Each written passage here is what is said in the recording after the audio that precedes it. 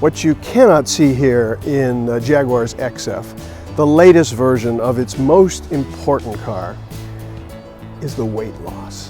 190 kilograms have been stripped out of this car compared to the old model. So that's like taking a giant offensive lineman out of the body structure. And body structure, 75% now made of aluminum. That makes the whole package lighter, more nimble, more fun to drive, and works really well with the all-wheel drive system to give you 50-50 weight distribution. What the Jaguar people are arguing now is that the XF is the best handling, best performing car in its class. And what a class it is. Audi A6, BMW 5 Series, we've got Mercedes-Benz E-Class. These are some of the world's greatest cars.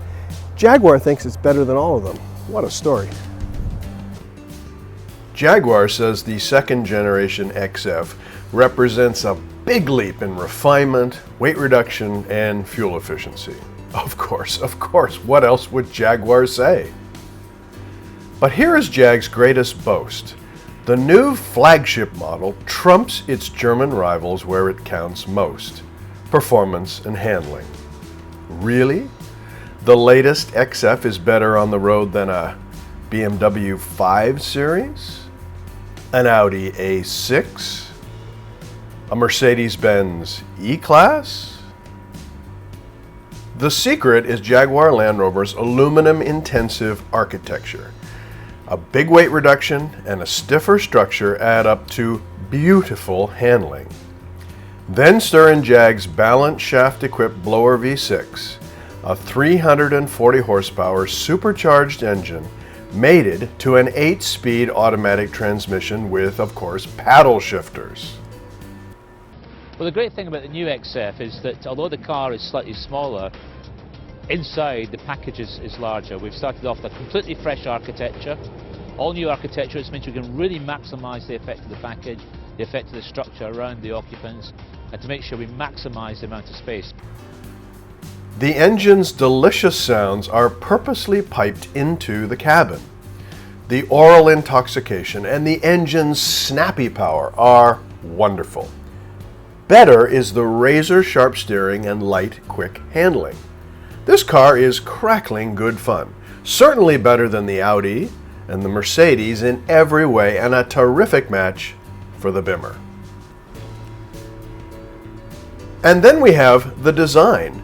Jaguar design chief Ian Callum, a charming Scotsman, argues that the XF is, as he says, the best looking car in its class. There are fundamentals that have to be right. The silhouette has to be exciting, so we maintain the XF silhouette in so many ways. Still a coupe profile because we're a sports car company. That's very important to us. But also, I always maintain that if you're going to create an image of some sort, you have to have one or two very strong elements in the car. And the strongest element in this car visually is the waistline, the shoulder line that runs through it. We've worked very hard to create a very strong shoulder line. It's much more elegant and it's much more relaxed in many ways, but it's much stronger as well. It's very powerful, and it runs right through underneath the window graphic of the car. And you notice this from 200 meters, and it really ties the whole car together. Ian Callum is a talented fellow, and he absolutely bleeds Jaguar. But, well, call me a Philistine, but to me the look here errs on the side of tameness, something I didn't expect. Perhaps that's because the new design creates more rear seat headroom, which compromises the roofline ever so. The trunk bustle is a bit much too, though there is very good cargo space back there. We can all agree on one thing though. There's a very, very strong grille, more upright, and the grille comes forward at you. It's quite assertive actually. And then the surfaces around the grille that flank the grille drop away into the headlamps. And a very, very pure surface. I think it's quite unique. And that's one element of the car, that corner of the car that I really love. As for the technology story, the XF has loads of driver assistance and infotainment goodies. 8 or 10.2-inch touchscreen, voice controls, a new in-control Touch Pro infotainment system, pinch to zoom features like you get on smartphones, and more. Well, technology has always been at the heart of the Jaguar brand, and I think the new Jaguar XF brings forward a cutting edge in terms of the latest technology. The In-Control Touch Pro is state-of-the-art in terms of responsiveness, and when we set about developing the system, we actually looked at it from a technology company point of view rather than a car company's. We have a feature, we call it not navigation but guidance, which means that when you're on your way to the office, you use your regular route, the car will know where you're headed and will actually give you advice on traffic conditions or weather conditions that might be detrimental as you're approaching your destination. You'll also find all sorts of driver assistance technologies, including an all-surface progress control system that functions like a low-speed cruise control. There's also drowsiness monitoring, traffic sign recognition, a laser head-up display, improved adaptive cruise control, and on and on. So the new XF has a 10-inch touchscreen. Touchscreen that contains all the new infotainment systems and all the information systems that we need in our car these days. And the rotary gear change comes up out of the center console, and the vents spin open. That wonderful moment when the vents spin open to say hello to you. These are things that we really want to put into the car to give you that sense of theatre. Canadians can only buy the all-wheel drive version of the XF, priced from $61,400 to $72,900. Rear drive XF models are, of course, sold elsewhere. This Jag is more entertaining to drive than any of the Germans save the BMW, and it's handsome enough to get lots of attention.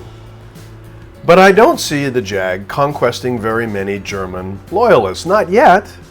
Not yet. Here's our ranking of the other cars in this segment. BMW 5 Series. Best in class even though the design is a few years old. BMW has mastered the art of tuning a car's road manners. Best in the world. Jaguar XF. To become champion, one must knock out the reigning champion, and the XF cannot deliver a knockout blow to the 5 Series. Mercedes-Benz E-Class. A pretty dull car compared to the top two in this group. However, an all-new version of the E is coming soon. An early look suggests it may shake things up in this weight class. Audi A6. A good car, but its Volkswagen roots are evident despite the fancy lighting systems and the lovely cabin. Cadillac CTS. Nothing particularly remarkable about this caddy. Nice, but nice isn't enough. Lexus GS. This Lexus is a total yawner. I cannot imagine why anyone would want it, no matter what the price. Infiniti Q70. The design is a mishmash. It's confusing to look at, and who did this? And I am completely unenthusiastic about the performance.